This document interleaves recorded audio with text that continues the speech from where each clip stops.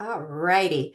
So, thank you all for joining us for tonight's session of Being a Woman, Breast Cancer Support Group. Tonight, we have a very special guest. We have Dr. Haley Letter, radiologist with the Mayo Clinic.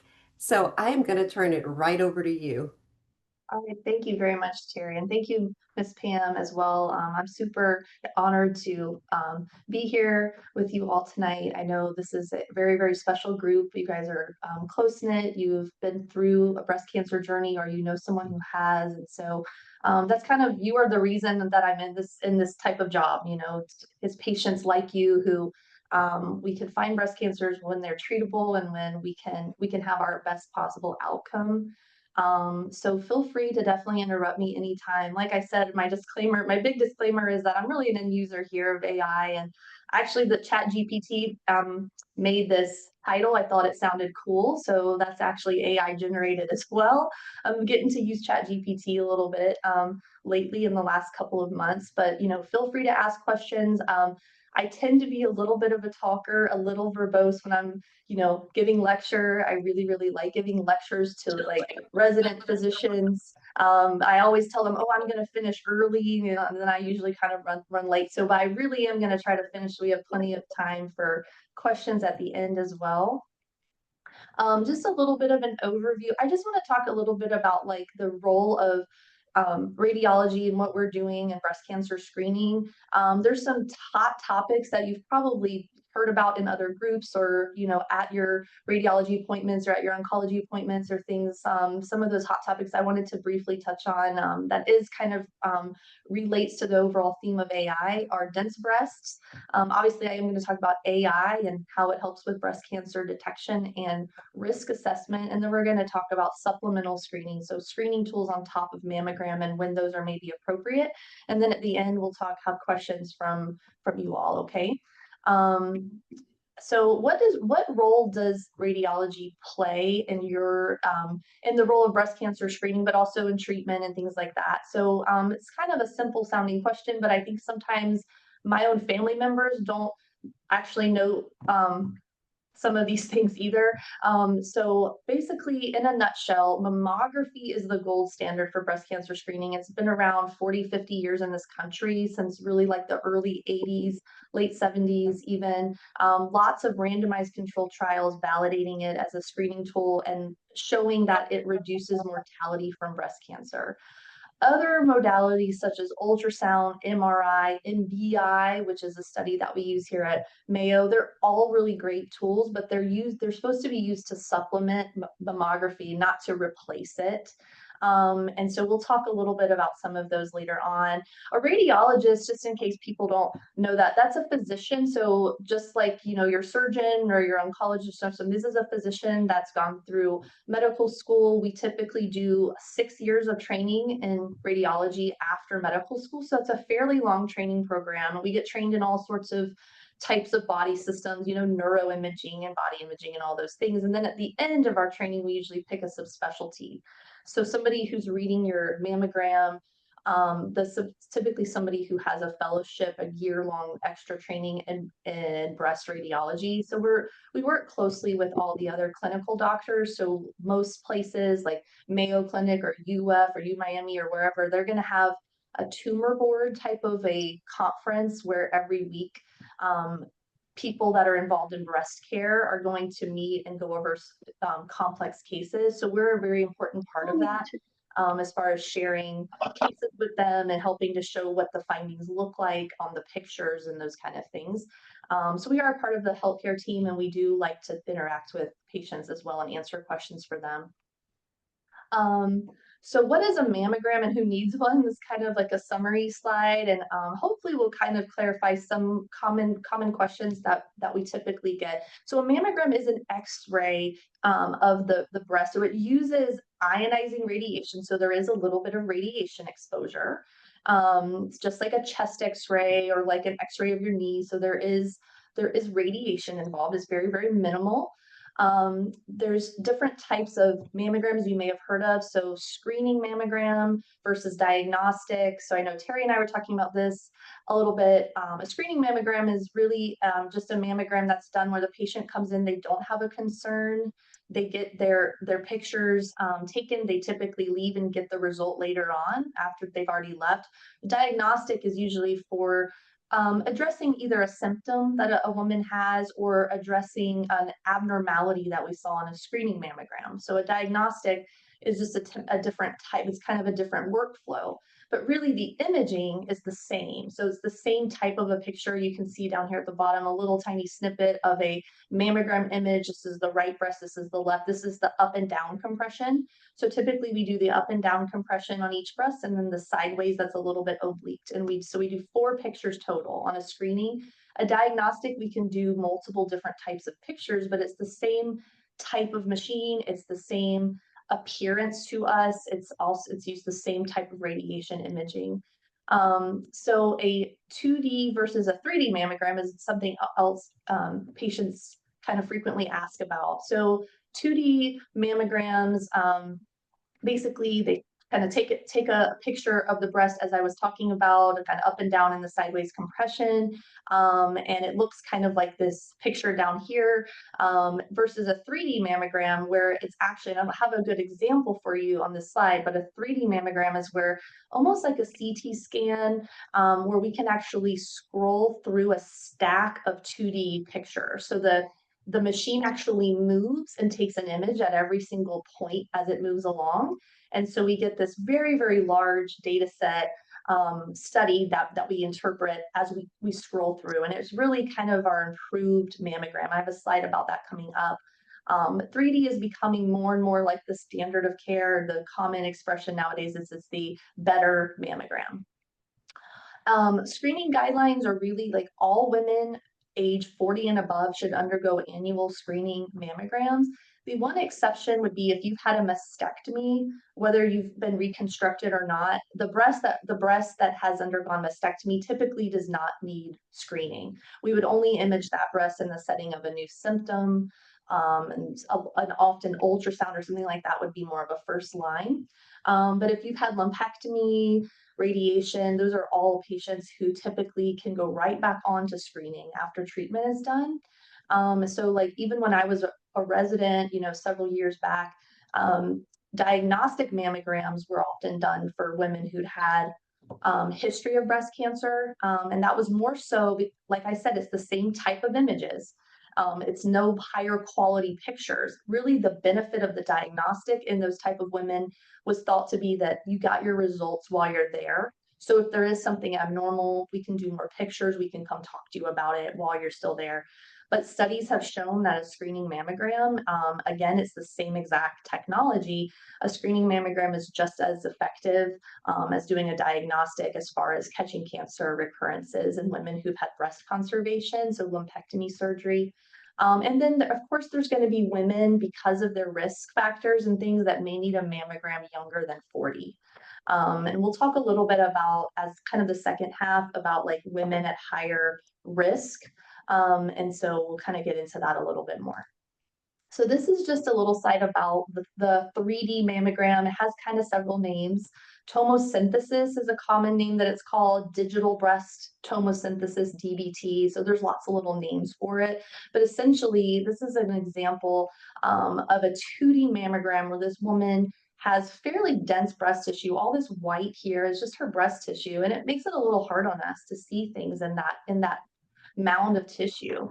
But if you look over here, this is just one slice that's taken from that stack of slices of the 3D mammogram, and you can see how nicely this mass right here pops right out at us. Whereas on this 2D image, we would have been hard pressed to have seen that.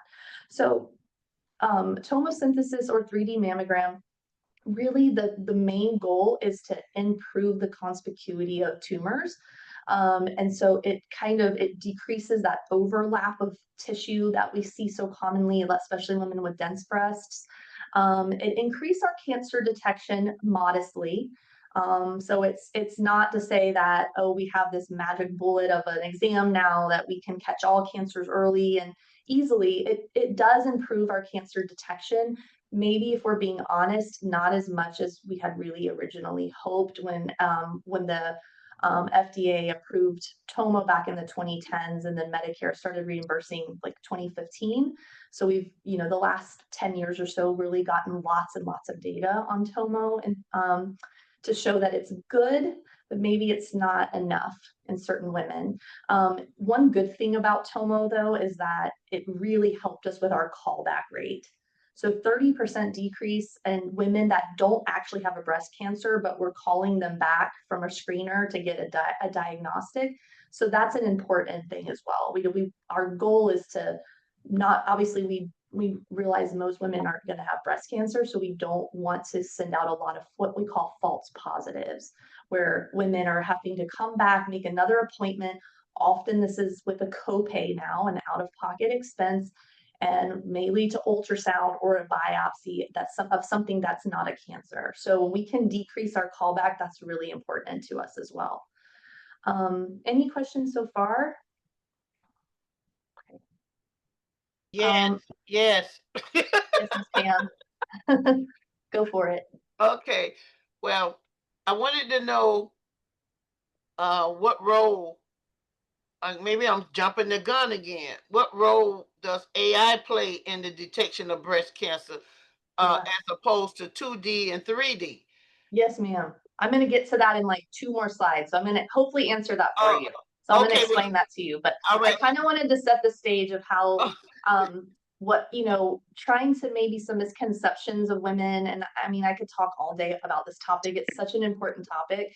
But how women who have really dense breast tissue and they get a negative mammogram and they feel really confident and good about that, that maybe there's more to the story, and we need to educate patients about that our mammograms aren't always super, super sensitive. And you're right, Ms. Pam, I'm going to talk a little bit about how AI does help us in certain patients.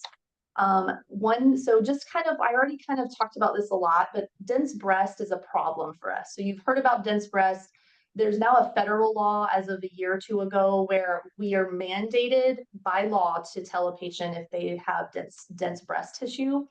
The problem is what do you do with that information? And patients often don't really have a lot of guidance on that. And that's where we can do a better job. And we want to educate patients and providers on maybe what we can tangibly do about that issue. But the issue really is that dense breasts inherently are going to increase your risk of breast cancer. They're an independent risk factor for breast cancer, especially in premenopausal women. Not as much of an association after menopause, but still a risk factor. And it's decreasing our mammographic sensitivity. So our ability to find a cancer on a mammogram is going to be a lot less. So for risk, it can double our risk of breast cancer just by itself with no other risk factors. It's going to double your risk compared to a woman who doesn't have dense breast.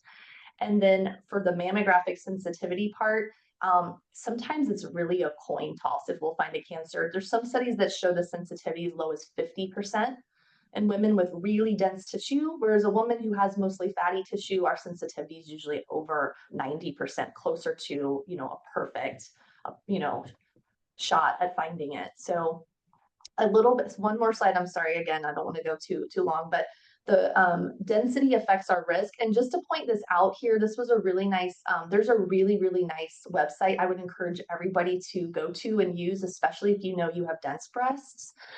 This densebreastinfo.org.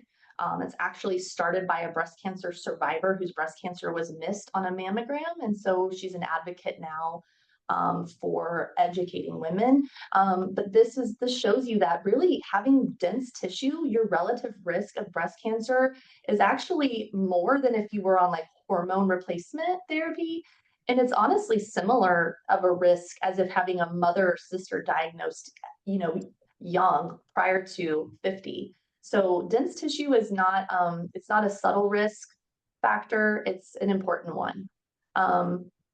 So, okay, switching gears, helping Miss Pam with her question too. So the whole point of this talk, right? So I've kind of led into it with some of our challenges, some of the things that kind of make our job harder. So now how can AI make our job a little bit better? And so currently I have it divided into currently what is AI being used for and what are we hoping to use it more for in the future. So right now, AI is mainly used on the cancer detection side.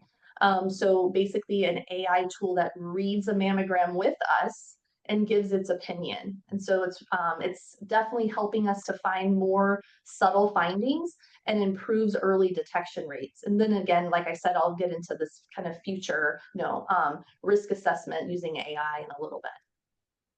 So this slide, I don't expect anyone to really like looking at. I don't really like looking at it. It's complex, but basically the way AI works is these deep convolutional neural networks, or deep learning. As you've probably heard, there's all different types of deep learning models for all different things.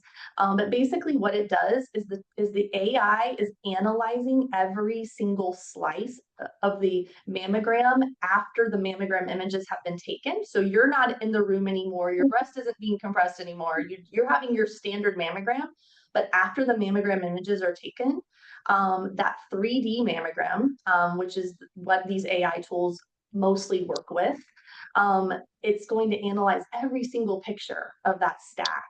And so what's cool about that is it's going to mark an abnormality that it sees, and it's going to give you a level of suspicion based on the hundreds of thousands of studies that it's been trained on. And so you can see in this example, it's scanned through, there's an abnormality on one slice, and it puts a little outline around it and tells me 99%. It could be wrong, but it's going to alert me that it saw something and make sure that I saw it too. So this was a study that we published when I worked at the University of Florida in Jacksonville, which was my first job out of training. And we started using AI right as the pandemic began, and we had AI at some of our sites, but not all of them. And so we kind of did this real world study. The reason we did this wasn't really because we were trying to publish or be like the first people to publish on this or something, but we really did it because our admin wanted us to show them that the AI helped us before they agreed to full on purchase it. So it was really more to like help us get the actual AI tool, but it had an interesting outcome. What we saw, the sites where we were not using AI compared to the sites where we did have AI available to us, our cancer detection rate, was a group of 5 of us, our cancer detection rate as a group, it was statistically non-significant, but we did see a trend towards improved cancer detection rate. Really, the improvement is similar to other larger studies that have been done, where we're finding maybe 1 to 2 more cancers per 1,000 women screened. So subtle, but these are numbers that we care about when we know that most women don't have breast cancer. So if we can find 1 or 2 extra, that's very helpful to us. That was a study we did that we published. This was a study I did not do. This was a study from Hopkins. And the only reason I'm sharing it, I don't want to get too scientific and things, but I thought this was an interesting study because one of the challenges we have in radiology across the country right now is we have a workforce shortage. We have very few radiologists for the amount of radiology imaging studies that are being done. And so if we can decrease the workflow or triage it in a better way, then that's something very useful. So AI has actually been shown to be able to rule out a cancer on nearly 40% of studies, where a radiologist doesn't even need to look at those studies. So this was a retrospective study that was done, but it showed that the sensitivity between AI reading it alone in those cases and the radiologist reading it was the same. So if we can rule out negative mammograms and not take up radiologists' time interpreting them, that's a huge help as well. It also showed that we decreased recalls by 25%. We talked about that earlier. That's such an important thing. Decreasing false positives and false anxiety and all the things that kind of goes along with that. So this was a case that we actually had recently. So a little backstory is I've been at Mayo for 3.5 years, and I've been wanting AI the whole time. And at Mayo, there's a lot of red tape because things have to usually be like enterprise wide and things like that. So in Mayo and Rochester, Arizona, have to be on board for most of the kind of big things. So long story short, we ended up getting AI at Mayo maybe 6 months ago. And so we started using it. And so we have one specific vendor. There's tons of different vendors that are approved now. But this was a patient that we had for screening, a young patient. So she's only 45. She has fairly dense, clumpy tissue. This is a sideways image of her right breast. And so what caught my eye on this mammogram was actually this little thing deep in her breast. It's like her pectoralis muscle back here, and this little like irregular area. So I don't expect anyone to really appreciate that. This is after years and years of learning to look for patterns and things, but that is what my eye was drawn to. So then I'm going through her study. I don't see much else. At the very end, the AI pops up, and the AI also circled, you can see here, I know it's a little small on your screen, but the AI also circled that same finding. And you know what? It showed it to me in the up and down view too. So now I'm even more convinced it's real, because now I didn't see it in the up and down view. It was very clumpy back there. This is where it ended up being, was this little, very, very subtle thing back here. So we called her back, and that ended up being an early breast cancer. And yes, I like to think I would have caught that by myself, and I may have, but I think the AI definitely helped me. It definitely helped me find it on the other view. I was more convinced of it being a real finding. It called some nonsense back in the left breast that ended up being nothing. But this patient is a young patient. She has a young family. She, there's dense breast tissue. So the AI definitely helped me on this case. This was another patient. This is like very, very humbling case, as many of ours are. This is like it's a 48-year-old, so a young patient, very dense breast tissue, all this white here. Even with the 3D, I mean, this is a coin toss type case. She could be hiding a big cancer in here. And it turns out that she was, because this was 2 years ago, this was a year ago, this was current. And so now I'm showing you the reason the pictures look kind of different is because now I'm showing you the actual 3D slices, and I'm just kind of taking a screenshot of one of them. The sideways view, it shows me this. I'm like, what? That looks unchanged from multiple prior mammograms. And then on this up and down view, it shows me this. Again, unchanged from multiple prior years. And it gave me a high case score. So this particular AI tool gives these percentages. And so sure enough, we brought her back in. She has an ultrasound. This is a large mass.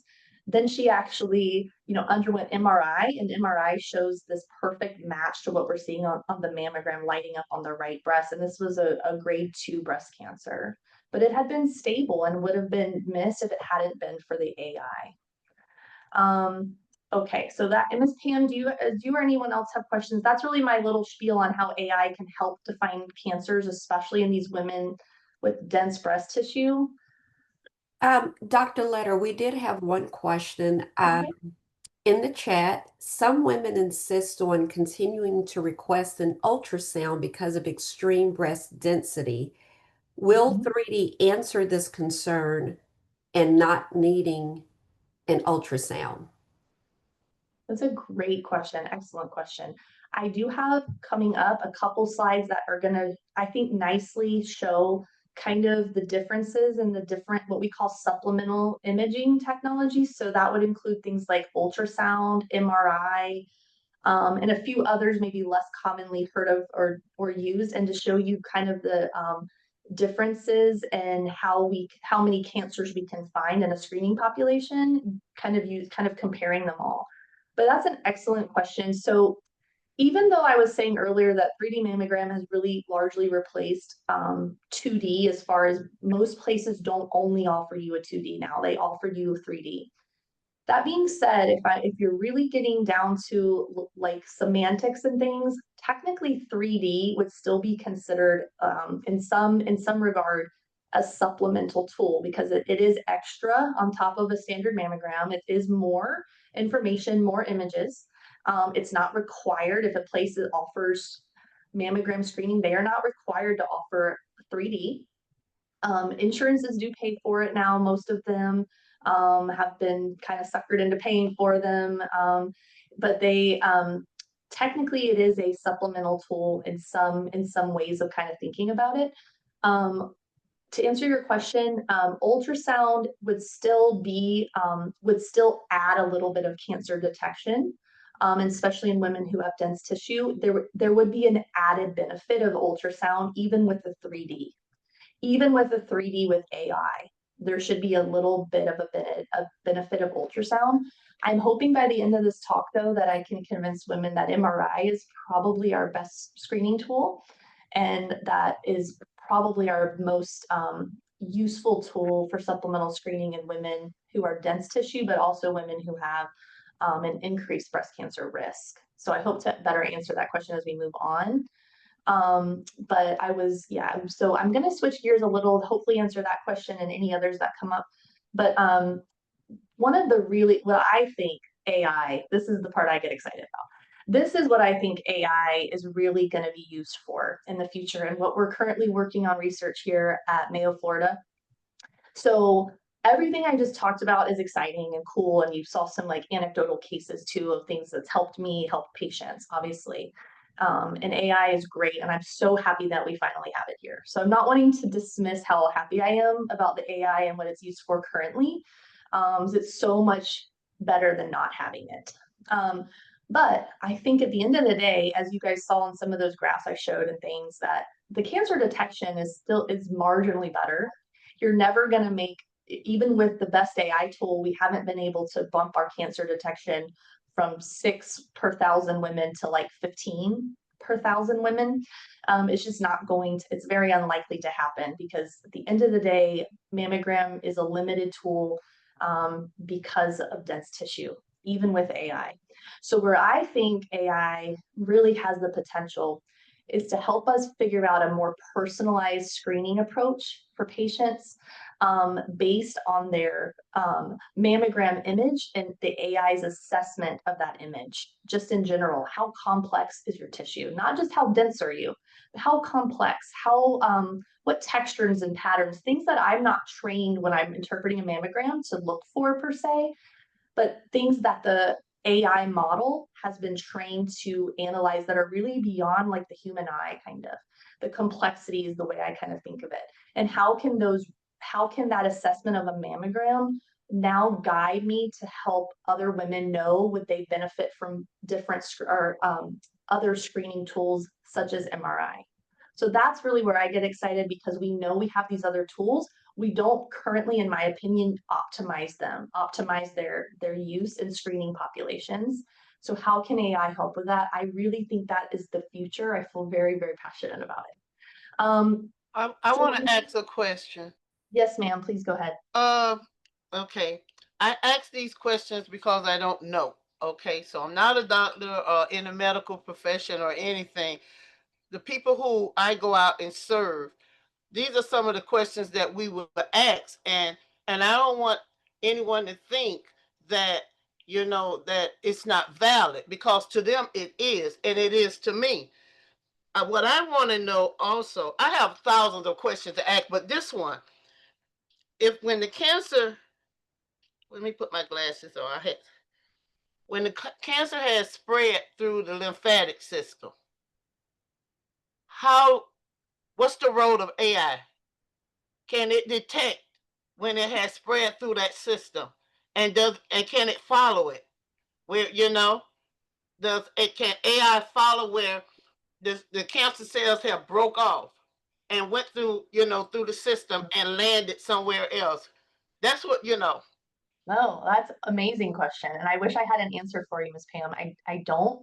But I'm sure there's someone way smarter than me out there that is investigating that very topic, because you're exactly right. When the real goal of any of this, the real goal of why I'm sitting here, why you're sitting here, is because we want to help patients live longer, higher quality of life. We obviously would love to cure cancer, get rid of it, all those things. And I think those things will certainly happen at some point. But right now, our goal is to try to minimize the impact of cancer on patients and minimize their treatment that they have to undergo and all the things. So if we can help on the imaging side by finding things really early, before they spread through the lymph nodes and lymphatics and spread, distantly. And those are obviously things that we really want to do. But what you're asking is excellent in that I hope there's somebody somewhere that is looking at maybe some imaging, some whole body imaging, or specifically like axillary lymph node imaging to see if we can predict lymph nodes. Because I'll be honest with you, the imaging we have now, as good as it is, this is such a humbling job. Just last week at Tumor Board, we were looking at an MRI on a lady, and this isn't really answering your question about how is AI helping. but we were reviewing an MRI, and the lady had very beautiful, small, tiny lymph nodes under both arms. She had a breast cancer, and we were talking about it. Well, then it turns out she had a surgery, and they test some of her lymph nodes, and she had cancer in every single one. But on the imaging doesn't look like we weren't expecting that at all.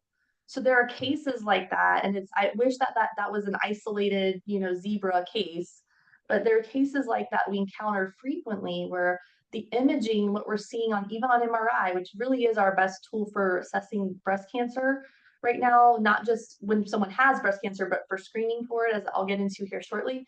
Even on MRI, we're definitely limited by what is really going on at the cellular level and things like that. So I think imaging will continue to always play a role, but I think what you're talking about would almost more of like a cellular analysis of like AI blood tests. Some things I know the FDA is looking at for different blood tests for cancer cells and things like that. And I think AI can only help us with those things. I'm not an expert on any of that stuff outside of the imaging world. And but I think that's a great question. Yeah. Sorry, I don't have a better answer for you. No, that's fine. Because I'm thinking I'm a sci-fi geek. I love Star Trek, stuff like that. I am. Okay, sorry, people. Yeah, that's right. And I'm thinking with AI, if a woman or man, a person can get into a body machine, and AI can just do its thing and start detecting. So why isn't that available? I Again, don't know. okay. No, I love it. I love that. No, I love it. And I will say, it's funny because on a little side note, AI is, when I was a medical student, radiology as a specialty was started to be, people became skeptical of it because there was a very, very famous, I think he was an oncologist who said, all radiologists will be replaced by AI by 2020. And this was like early 2010s, and I'm like, am I gonna have a job? Is there gonna be anything for me? I will say I have never been more confident that I will still have a job, because as great as these AIs are, they overcall things, they mark findings that have been there 10 years that are stable, like fibroadenomas or cysts. So if we left all things up to the AI, as good as they are and helpful as they are, we would be in a mess. I would say that. So it really is it's really the radiologists won't be replaced by AI, but radiologists that don't use AI will be replaced by the ones who do. That's kind of the common thinking nowadays. But I mean, what you're saying is the future. I know I will be out of a job at some point. I think all doctors will be out of a job, and we certainly welcome that in the sense of if patients have better outcomes. But it's an awesome thought. We are starting like whole body MRI at Mayo, but not to my knowledge, there's no necessarily like there's not an AI that is coming along with that for interpretation. So, but that probably will come along shortly. Well, you know what? I was thinking, I understand when you say it could replace, but nothing can replace the uh, the care that you receive from your doctor. Nothing can replace that. A machine cannot. You understand what I'm saying? A machine can't do what a human being can do and care and show it. So no, we will always need you, but I'm still waiting on that full body. Okay. I agree, Miss Pam. I agree with you. I hear you. Definitely, definitely. Dr. Letter. Yes. So there was an article in the Sun Sentinel here in Broward County that came out on Sunday, August 17th. And I know you mentioned you you worked for the University of Florida, a saliva test for breast cancer that the University of Florida is undergoing. And they have completed some research where of the people that had breast cancer, the saliva test picked it up 100% of the time. And the people that they didn't know who had breast cancer, it picked up the cancer 86% of the time, which I think is still pretty good. But Really good. To Pam's question, I think there is some headway making, with other other ways of detecting cancer aside from the mammogram, just to bring Yes. that up. No, I think that's awesome. Yeah, I do actually know the researcher. I worked with her a little bit while I was there. I think I know the researcher who you're talking about at UF in Gainesville. And yeah, and that's really awesome. I'm gonna have to search for, for that article because I haven't heard of that actually getting published or them having any results from that. So that's awesome. And yes, I actually agree 100%. I do think using mammogram imaging, and that could be a whole nother 2 hours I talk about that. Because as a radiologist, there's certain things you kind of, whenever you're like part of a profession, you're supposed to subscribe to like certain ways of thinking, kind of, if that makes sense. And mammograms, yes, mammograms for so many women are enough. They are effective, they're easy, they're great. It's a great screening test. That's why it's so widely used and has been around a long time. But I will tell you, like, I think in the next 10 years we're going to have a lot less of them, especially in these patients I'm telling you we're already having struggles with finding cancers in these mammograms. I think we'll start to see that replaced, and certainly by blood tests, saliva tests, things like that.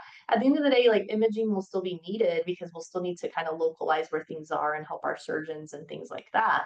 But I think you're absolutely right. There's definitely up and coming, really exciting things that may completely change our paradigm of screening in the next decade. And I think that's just kind of one example of something really new and awesome that could be coming down the pipe. And I apologize for not being an expert on a lot of those type of things.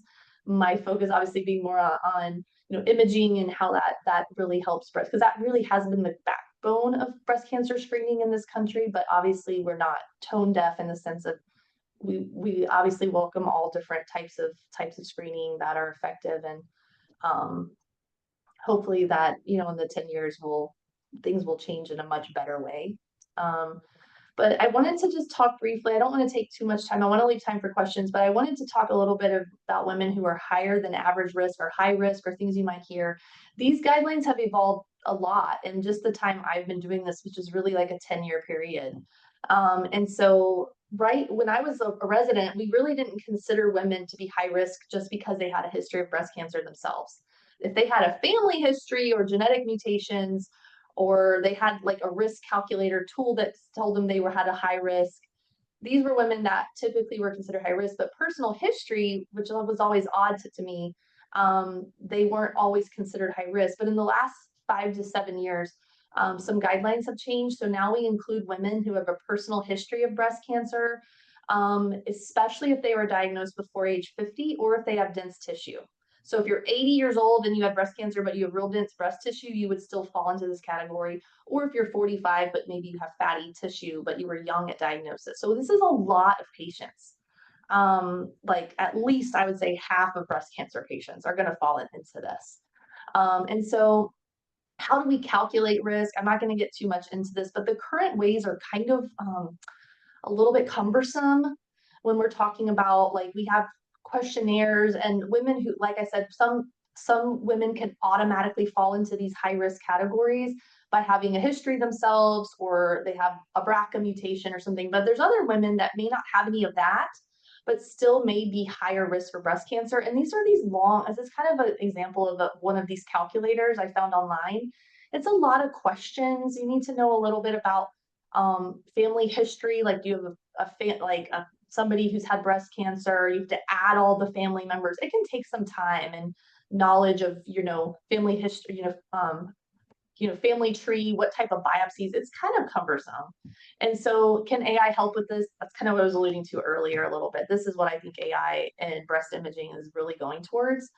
And so to kind of back up a little bit, the current ACR, so ACR is the American College of Radiology. It's kind of our little headquarters that kind of, it creates a lot of screening based, image-based screening guidelines for all different types of cancers and things. But for women that are higher risk, that are not just average risk, the ACR really does say that annual breast MRI should be done in addition to annual mammogram. And then annual MRI is really especially for women diagnosed before age 50. And this really should say or with dense breast, because it's really encompassing both groups. And then the ACR also says to consider some of these other less used tools, which I don't really have time to get too much into, but I'm happy to take questions about. Contrast enhanced mammograms, or NBI, which is what we use here at Mayo if MRI is not available. Because we obviously know not all women can have MRI. There's certain conditions that would preclude somebody from having that, but that would be our ideal. So that's really what we talk about for high risk women. That's the current guidelines. And then this is kind of that question from earlier about, is ultrasound better than tomo alone and things like that. This is a really great table also from that same website, densebreastinfo.org. And it shows the number of cancers found per 1,000 women using 2D mammogram. You see the 3D, it edged it out a little bit, maybe one to two more cancers per 1,000 women. So not a lot, but a little bit of a bump. When you do an ultrasound on top of that, you're getting maybe 2 more per 1,000 women. And then if I can draw we'll skip these two just because I don't have too much time to talk about them. But if I draw your attention down to the bottom where we're doing mammo plus MRI, we're seeing that we're finding significantly more cancers in women who are undergoing MRI screening, up to some papers say 20 per 1,000 women. So it's almost like tripling basically our cancer detection in women undergoing MRI. And so that's why we feel strongly about including as many women as we can into MRI, but we want to use it practically and judiciously. We don't want to just use it on every single person. And so that's where I think risk assessment will come in, and I'm going to get to that here in just a second. This is just an example of a case that I had recently, a 54-year-old patient, not necessarily somebody who had breast cancer, but they were considered high risk. You can see here's a mammogram image of their right breast. I don't see anything in there. It's just a bunch of kind of clumpy tissue. But then they underwent MRI, and you can see this enhancing mass really, really clearly here. So MRI is not limited at all by breast density. That's an important concept. As somebody earlier asked about ultrasound, ultrasound is also not limited by breast density. It's just ultrasound is just not as sensitive. And one of the things that is a risk of ultrasound screening and why we don't particularly use it or really have chosen to go down more the MRI route is ultrasound has been shown to have a lot of false positives. So you do ultrasound screening on a breast and then you end up biopsying a lot of things and stuff like that. So MRI tends to be the most sensitive and has a little bit less false positives than ultrasound as well. But the big question all patients have at some point is, what about the cost of these things? Again, that's another hour or two talk. I honestly have questions. Yeah, just yesterday, I was helping a good friend of mine who's a teacher here in Duval County, who is a breast cancer survivor 3 years out. And all of a sudden this year, now her mammo and her MRI cost is like triple what it's been. And she's had all of her care here and all the things. So I'm like all I can do is ask our admin people, because unfortunately, this is not something doctors are well educated in. And we should be. It's not an excuse, but it's so complicated, all of the insurance policies and what they cover and things like that. And again, the same website has this really cool interactive map that will show you by state what laws are currently either have already been passed or are currently at discussion at the legislature for basically covering additional types of studies on top of mammograms, so MRIs and ultrasounds and things. And Florida was always gray, but we have a bill right now on the governor's desk that is expected to pass and go into effect January 2026. It's of course not going to affect all insurers, but it will at least start with state of Florida employees and under the state of Florida plans to cover supplemental screening with ultrasound or MRI, whether they're have high risk or dense or whatever. So that's an exciting development, definitely timely. Florida has always kind of lagged behind, unfortunately, on some of these things, but I'm one of the people on the committee that sits there and helps to kind of guide our non-healthcare minded legislators when they draft some of these bills. So what I know I don't want to go over, but AI for risk assessment, this is something that we're currently working on at Mayo. There's been lots of like kind of white paper studies on its effectiveness, and basically the AI outperforms and accurately predicting somebody's risk of cancer. It outperforms these questionnaire models that have been used for decades. It's outperforming them. And so the great part is we don't have to ask patients a ton of questions. It literally uses their age and their mammogram images, and that's it. So we don't have to go through their family history or the questionnaires or any of that.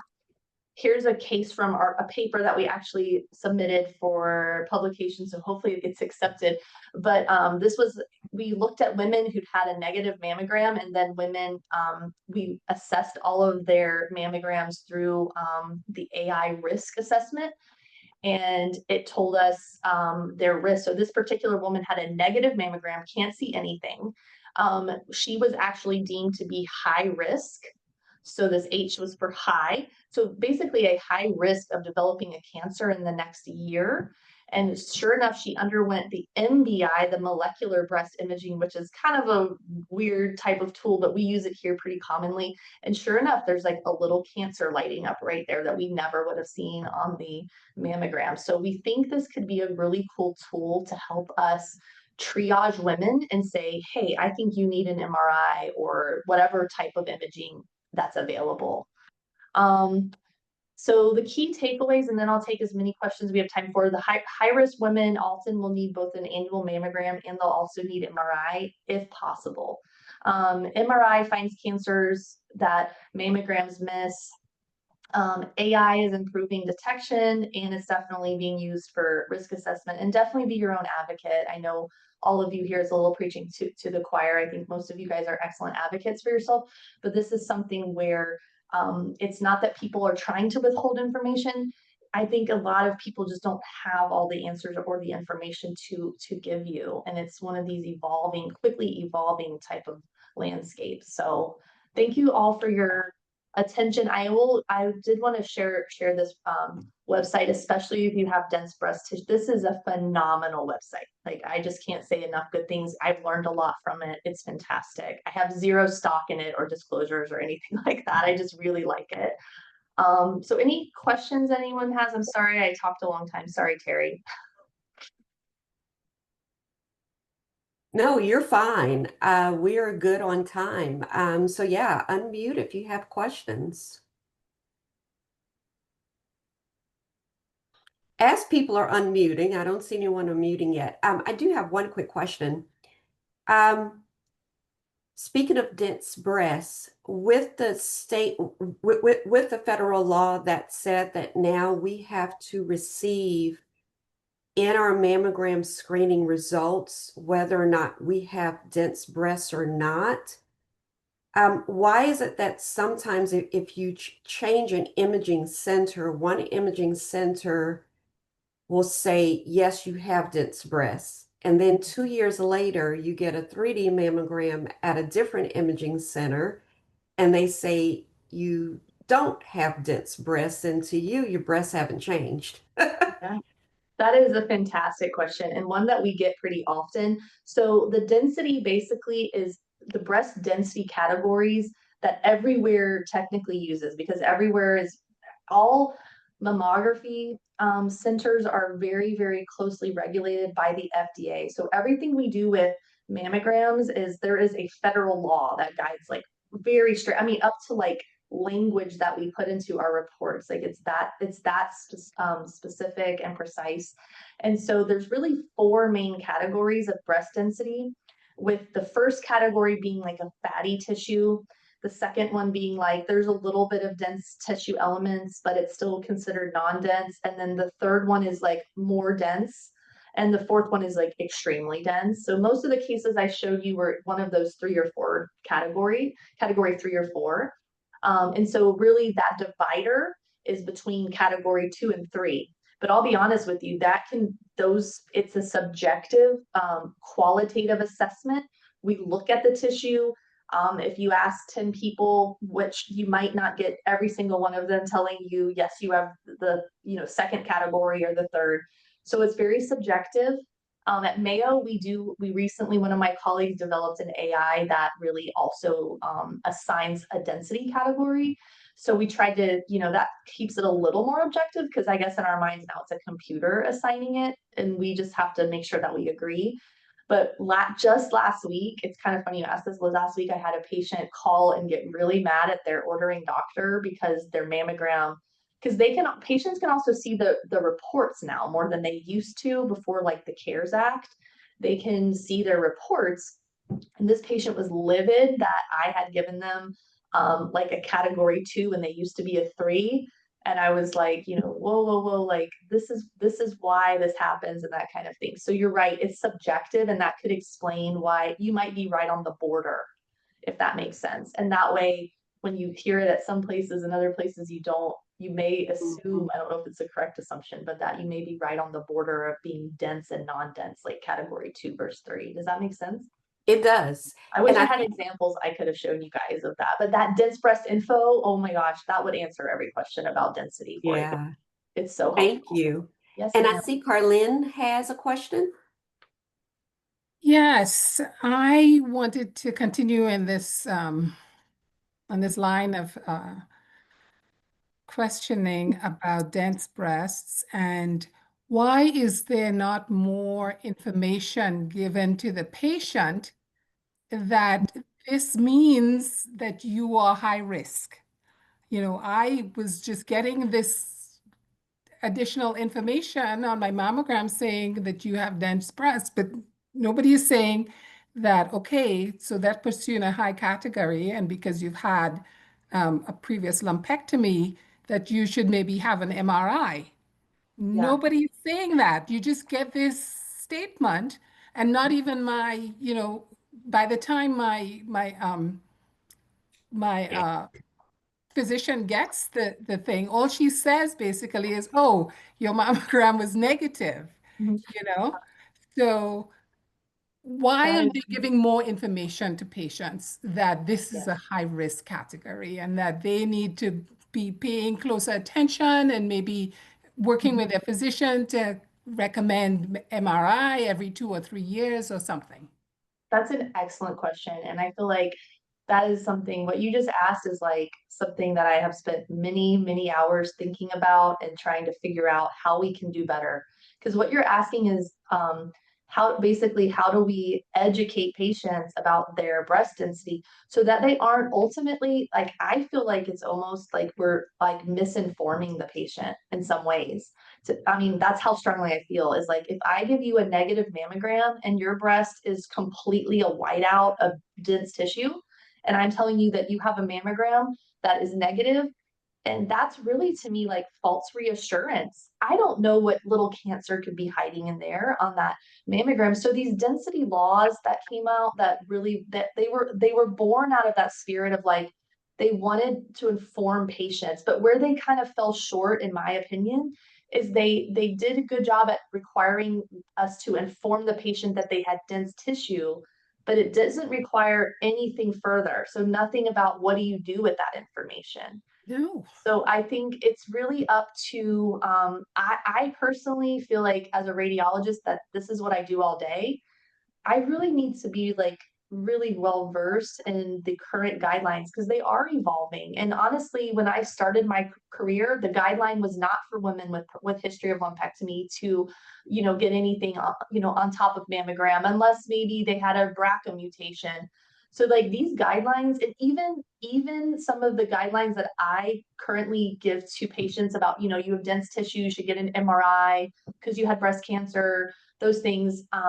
Even those guidelines, I have to be very careful because little subtle changes come out every year or two. And one of the newer changes was that, for example, this is kind of a tangent. I have a But return. um, one Where of are the you? one of the I questions. have a return. Where are you? Oh, sorry. Is someone asking a question? She muted herself now.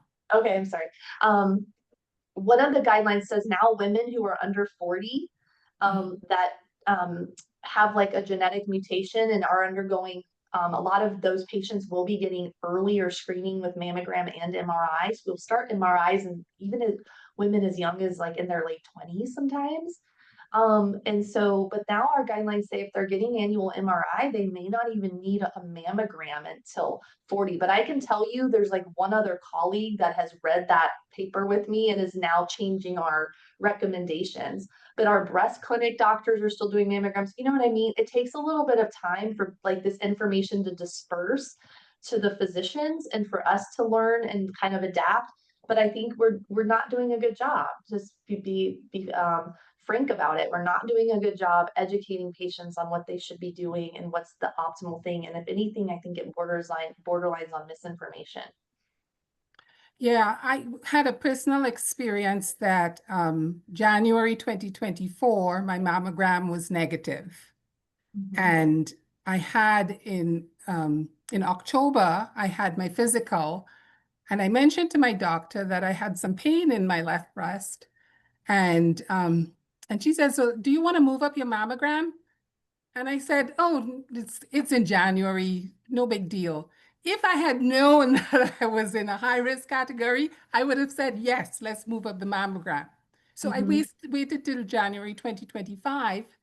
And fortunately, I have started advocating for a diagnostic mammogram instead of a screening mammogram. So when the radiologist found some calcifications, he was able to say, "Hey, can we do an ultrasound?" And Yeah, so, and you were still there. Yeah, exactly. yes, fine, I was still there. But I felt like if she had said during my physical, "Hey, you're high risk, I recommend you go ahead and move up the mammogram," Mm-hmm. we would have caught it earlier. I think you're You right. know? I think ordering doctors, especially, I think it's unfair for us to expect. I had a colleague I worked with who was a fantastic radiologist. I mean, I would want her to read my mammogram or, family member. She's such a good eye, finds a lot of little cancers. But she made a comment one time I just really didn't agree with, which was that as a radiologist, we look at the imaging, but we don't necessarily need to kind of muddy the waters with giving out recommendations for types of screening and things like that. I really kind of disagree. Like the primary care doctors have way too much on them. They cannot possibly sit there and deal with somebody's hypertension, depression, all the other things that they're doing, all the medication, reconciliation, and sit there and be like, well, according to the guidelines, you should be getting an MRI because you haven't had one in a few years. Like that is something that we can help them help you, is my opinion. And I just think that it's really just an education at like a physician level, but also at like a patient level. And that's why things like this, where I'm getting to kind of chat, even though it's a small group, I'm getting to kind of share some of this information that it hopefully is enlightening in the sense of like how limited some of these things are, and we don't want to put all of our eggs in the basket of some of these things. Thank you so much. And I think we had another question. What was the deciding factor that convinced Mayo to begin using AI 6 months ago? And are you aware of any other facilities that are using AI as of today? Yes, actually, there's actually several. So I don't know all, like in every city, like which places use that. And really, and I was thinking I would probably get the question of like, do patients even know if AI is being used? Because to be honest with you, that I don't really know that there's no like law or regulation of how we report use of AI. I know at Mayo we're not doing anything differently to tell as far as telling our patients. There's nothing new with our report. We always kind of had like a computer detection, which was a very old, like, 40 something year old model that's been around that kind of is like the same idea where it marks findings for us. It just marks way too many things and most people hate it. But we've always kind of put in the reports we've used that type of detection. We don't really even notify patients really that we're using AI. With that being said, there's a 25 FDA approved AI tools for mammography. Like it's probably higher than that. Last time I looked it up, it was in the mid 20s. But there are like even in Jacksonville alone, like I know University of Florida uses them here in Jacksonville, and then I know like the big private hospital here, Baptist Health, uses it. So there's a lot of places are using. I wish I could give you a percentage. I don't know that. I would still say it's the minority of places. And I think the reason is because it's an investment. There's a cost associated with purchasing these tools. And so you really have to justify it to your practice, you know what I mean, to be able to say, hey, that this is going to help me. And then there's so many to choose from that people are indecisive and it's hard. And that was our slowdown here, was which one are we going to get? And all the things. And then when you get one that does one thing really good, then there's another one that comes out and says, oh, we're actually going to do this other helpful thing. So it's kind of this like you're just constantly chasing this thing. It's almost like a fool's errand, it feels like a little bit, with how quickly these tools evolve. And but yeah, they're definitely in South Florida. There's some practices down there that are like some more private practices that have used it for a while. And so I wish I could tell you exact ones, but if you ask when you go, they should be straightforward with you and say, yes, we use it, or no, we don't. I think Um, you're right. I think we're always chasing technology. And I know that in the imaging reports, they usually say that, they use CAD. And um, and you mentioned that now there's no requirement to put AI, use in the reports as of now. But I believe that probably is going to happen since CAD is now required. I think it's required. I'm not sure, to be placed in the imaging reports. You're right. So CAD used to be reimbursed, like if you said you were using CAD, you would get reimbursed a little bit more from Medicare. So now, but that went away, like where they're actually reimbursing, but people still typically put that. That's just the way people got in the habit of putting in their report that they use CAD, the computer aided detection that's been around a long time. That's what she's talking about. And the AI is a similar thing. It's just trained it learns on the cases a different way than the CAD. And that's kind of the only explanation I feel comfortable saying is, again, I don't really understand these things any more than just as an end user of these products. But yeah, so I think, there's a lot of those questions of like ethics and things. And some places I've heard, like in the Northeast, we're charging the patient for using AI as a way to offset the cost. So there's all kinds of weird things happening. As far as like these are FDA approved, they do have to go through a rigorous FDA approval, just like any new intervention or things like that. But definitely leaves a lot of gray areas. Mm. Sharon? Yes, Dr. Letter, I just want to thank you. I am a patient at Mayo, and I really do appreciate the promptness of the report. Sometimes before I leave the campus, my report is in my portal, so it really decreases a lot of the anxiety. But I do have a question. I was diagnosed with lobular breast cancer, and from the start, my oncologist insisted that in addition to mammograms, I also alternate with an MRI because of the insidiousness of lobular cancer. I was just wondering, are there any other types of breast cancers that also require a combination of mammo and MRIs for That's screening purposes? That's a great question. I'm glad you've had a good experience here at Mayo. Mayo makes my job easy because the patients like it here and they and they usually leave happy, and it's a good I don't really have to do too much for the patients to have a good experience. So I'm happy to hear that about your experience here. But so you're absolutely right. Lobular cancer, is less common than the ductal variety of breast cancer, but it is more of that insidious presentation.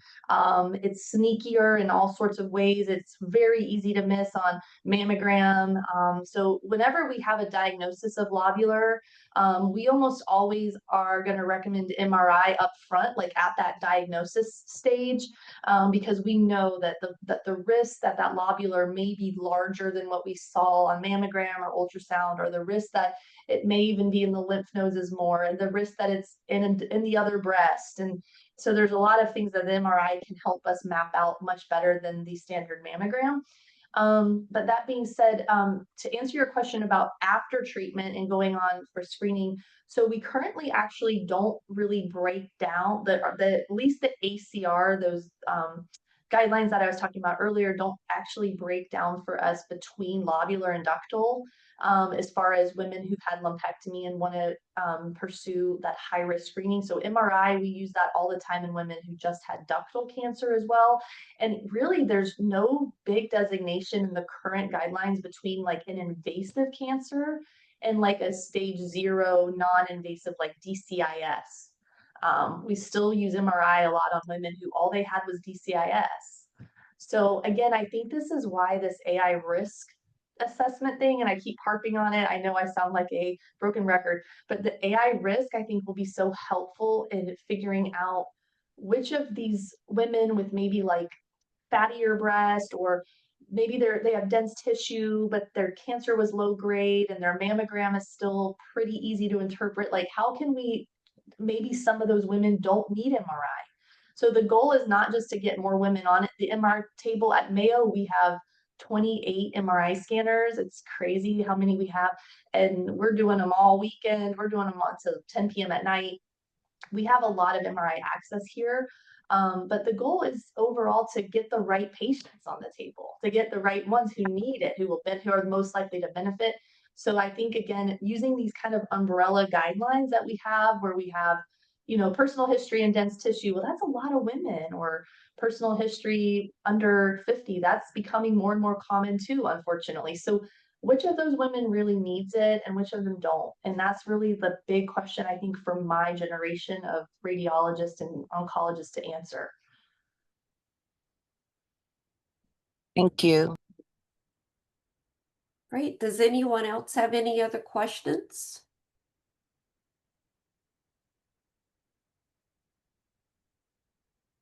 And Terry, if you want to give them my email, I'm happy to, if anyone wants to contact me with questions you think of, I'm happy to answer. Like I said, most of these things I could talk about all day long. I'm super passionate about it. I don't have all the answers if I can look them up or give you a resource or somebody else who knows more about it, but I'm happy to answer questions offline later.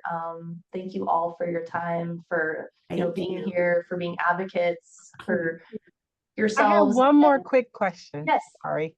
No, you're fine. And this because you brought up grade. So when does AI pick up the grade? Like, I know there's low grade, mid grade, and high grade on a diagnosis. So does that also pick up on AI? Get picked up? That is probably, again, another, like Ms. Pam's questions, probably somebody somewhere is researching that as we speak. To my knowledge, there's no way really. The current AIs that exist, the ones that I've used or the ones I've seen, demoed, that really give those kind of details to us, at least not on mammogram type of AI studies. We do, there's certain imaging features, especially on MRI, that we look at visually without AI, that we look at to help us kind of guesstimate what the grade of the tumor is. But ultimately, a lot of the studies have shown we're not super good at that either. And so to my knowledge, there's none that are FDA approved that are giving out a clear-cut grade. But I definitely think that's super helpful in the future when medical management of things becomes more and more common without surgery and all the future, whatever the future holds. I think those type of things to know on the front end are super helpful. So that's a very, very good question. I wish I had a better answer for you. So the pathologist determines the grade then? Is that what you're saying? Yeah, so the pathologists are really the smartest people at the whole table, in my opinion. I don't know what they are actually looking at. It's all purple and blue and white stuff that's all mixed around on these slides, but they're the ones that give us that definitive thing, the definitive grade. If it's estrogen positive, HER2, they check all that stuff for us. They check, margins at surgery. They're really like the brains behind it. They're just the ones you're the least likely to meet in person. Okay, thank you. Okay, so another question, 2 questions for you, Dr. Letter. Okay. Can you go back to the last slide Yes, ma'am. that showed the websites? Okay. The very last one, I think it was. And then thank you. And then the other question is, what is the alternative to mammogram? Someone was diagnosed with stage 3 breast cancer, and just had a mastectomy in at the end of June. Yes. So you're saying like once you've had mastectomy, what would you need instead of a what type of screening was best for you at that point? Yes, going forward. That's another interesting topic. And again, we have that umbrella kind of guidelines that we all like, kind of memorize and learn. But then the individual patients and their stories kind of when those are factored in. So technically, if you have had mastectomy, say you've had mastectomy, you've had a bilateral mastectomy where you don't have, any residual breast tissue in theory, and maybe you've had implants or flap or some other reconstruction, or maybe you haven't had reconstruction at all. Those women all tend to fall into a category where there's not really a lot of great evidence to support screening them routinely. And that's with, anything, MRI, mammogram, any of that. That being said, there are breast imagers that I respect. So radiologists in the field at great institutions that I know routinely do screen women. Usually it will be with an MRI. Who have had like aggressive cancers with mastectomy, and they're still feel they're a high risk for recurrence. And so in their personal judgment, they feel that they would be most comfortable doing an MRI as opposed to not doing anything. And I've seen that enough. I used to be kind of on my soapbox and judge that and be like, oh, what are these people doing? But at the end of the day, like these are patients, these are real people, and they've been through what they've been through. And the doctor and them know their situation best. And so, we'll occasionally, here at Mayo see a woman who comes in for an MRI and she's had mastectomies, so she shouldn't have any breast cancer. We shouldn't see anything on the MRI. We can look at the implants or whatever reconstruction they've had and check that out. But they don't technically, by the book guidelines, if you've had mastectomies, you've really kind of allowed yourself to be excused from the screening pool, which is honestly a benefit, I think, if you're a patient who's had that, to not feel like you have to be reporting every year for your mammogram anymore. If you had one side mastectomy on one breast and you still have breast tissue on the other side, we would just typically screen only the other side with a mammogram. And if you have dense tissue on that side, we may be doing MRIs every year or two as well. So there's a lot of like little nuanced areas, and that's a great question. But I would say for the most part, mastectomies with no tissue left typically don't need screening routinely. Does that answer your question? I don't see her reply. Yes, yes. He says yes. Perfect. Okay, it's 8:14. Are there any other questions before we close out? This is a very rare opportunity for us to have a radiologist on with us with our support group. So any last questions? All right. Miss Pam, I know you have something to say, so I will let you say what you have to say and close us out. No, no, nothing else to say, but thank you, Dr. Letter. I mean, this was awesome. This was fantastic. I mean, you kept my attention from the time you started to the end. And I do have 1,000 questions, but since I know you now, you're family, I can always just email you now, you know? But Do, Miss Pam. some of the things that you said, because we go out and we do education. So I want to incorporate something that some of the slides, the information, but we have to put it on like a fourth grade level. I was taught by the best. Thank you, my mentor, Miss Travell. Okay, but just so everybody can understand it, and it's not difficult. But thank you so much. We are we were blessed to have you. Thank you. That's all I can say. Thank you so much, Ms. Pam. And thank you, everybody. It's been a pleasure being here tonight. And definitely reach out if you have any other questions. And Ms. Terry can give you, or I can put my email in the chat if that's better. I don't know. Or I can, if she wants to send it out, either way, I'll put it in the chat real quick. But then, yeah, definitely reach out. Thank you all. It's been a pleasure being here. So have a nice evening, everyone. Thank All you. right. Thank Good you, night. everybody. Thank you very much. Take care. Thank you. Oh, Oh, Pastor Dr. Carolyn. Letter, there's one more question. There's one more I'm still question. here 'cause I Sorry. couldn't figure out how to log out, so I'm still here. Okay. So someone is asking, considering the damage that radiation does to healthy tissue, she's wondering why radiation to start with. That's it. You're talking about like radiation from a mammogram? Is that what we're talking about here? Radiation as a therapy, you know, Oh, when you know, burning and stuff, and it kills certain tissues. That's what I'm thinking. Mhm. It yeah.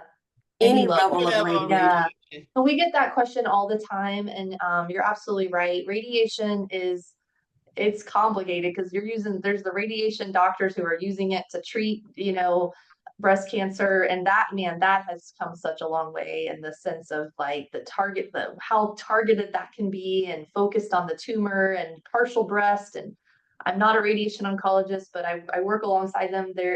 What they do is pretty amazing, some of that technology. But you're absolutely right. There's no way to spare the healthy tissue completely when you're having treatment.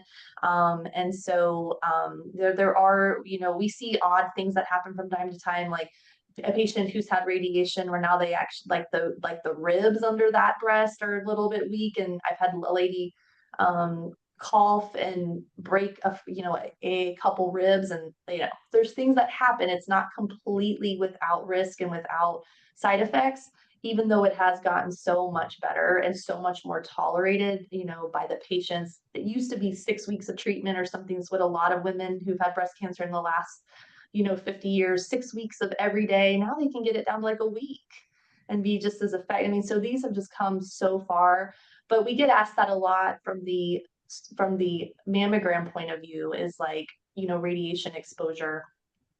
And there is, so I'm reading in the chat too, trying to get an alternative to radiation and immunotherapy, oxygen therapy. Those, I'll be honest with you, those are a little outside of my expertise, and I don't want to comment too much on it because it's not something I'm super knowledgeable about. But I definitely, wherever you're getting your treatment, and that these should all be things that you're totally comfortable asking the radiation doctor, because I guarantee you every patient is asking them questions. What are my other options? How can I get out of this? I mean, I think this is something that is they are trained very well in answering questions and alleviating fear about side effects. Like I said, there's always going to be a risk of some kind of side effects, but it's a very safe, tried and true therapy that I think the vast majority of patients tolerate extraordinarily well.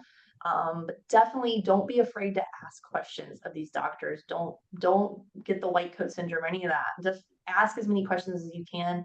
From a mammogram perspective, like I was saying, like studies have looked at the risk. We don't have a lot of great data on radiation safety and radiation. The radiation risk data that we have is really from like atomic bomb survivors, which if you think about, we're really extrapolating from these incredibly high doses of exposure to these little tiny minuscule. So really, how accurate are we at calculating risk? But the risk of a 2D or a 3D mammogram, so 2 pictures of each breast, just a screening mammogram, is about the same radiation exposure and radiation risk that comes from that as taking a flight from the East Coast to the West Coast and back. So like being in an airplane for like across the like US. So we're getting background radiation all the time, especially if you live in high elevations or if you're flying all the time. The higher up you are, the more exposed you are. But we're getting a background radiation. So we basically say a mammogram is like 7 weeks of background radiation. And so is it true or false that it helps regenerate healthy blood cells and how it damages the DNA? So I understand the question. For like specifically like radiation therapy to the breast, or for one of those therapies that Alicia mentioned. Again, that's something I really don't feel like I'm super an expert on as far as that kind of radiation biology. I know that they say like for people that are exposed to radiation at a baseline level, there's this idea of what they call like hormesis, which is this like basically the body almost adapts to the negative stimulus, and actually it uses it as an advantage because the body's like becomes like more resistant to it. I don't really think that's what you're asking me, but it's from I would definitely direct questions like that at a radiation therapist more so than someone like me who's just doing like the diagnostic side of radiation. So sorry, I can't answer that better.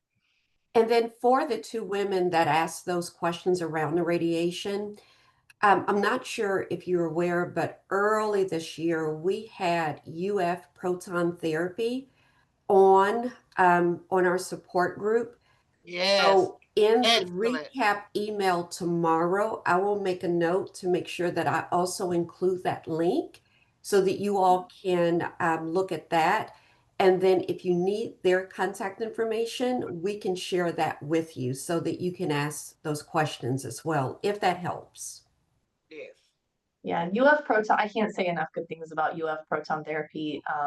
I worked closely, those are all colleagues and friends of mine when I worked at UF there. It's a fantastic place. So those, we actually have fantastic rad-onc folks here that I'm sure would love to do a segment on here at some point.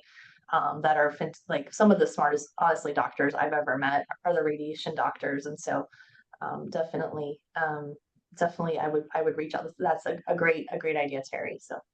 Okay. Thank you. Thank you. We'll reach out to them because we always try to bring on the professionals that we ask them what do they want to know about, and that's how we get guests. So we will be reaching out. But again, I know we're at that time, and I know a lot of people have gotten off from work or whatever, and we are so grateful that you share your time with us. We really are. And we will get back with you, right, Terry? We will, but we do have one more question, the I last see the question. question. I'm going to answer it really fast. In my earlier education Sorry, regarding this is good. women under age 40 not getting routine mammograms was primarily due to higher risk of radiation.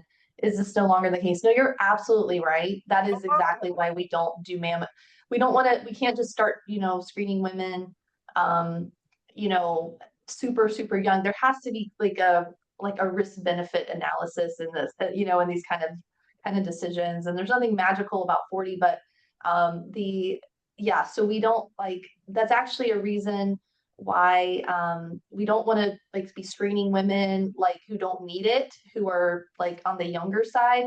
But another big reason we don't do mammograms before 40 for just screening an average person is because really they're more likely to have that really dense breast tissue that's going to be hard to interpret anyways. Okay. And that's what we teach. And that's exactly what we teach when someone asks us about women under 40, Mm-hmm. So. Perfect. Sounds awesome. All right. Thank you all. And I don't see any more questions in the chat. So. Oh, sure now. Oh, I'm positive. Thank you so much, Dr. Leonard. Okay. Thank you again, Dr. Leonard. Thank Good you night, all. everybody. Good night. Thank you. Bye-bye. Be blessed. Bye.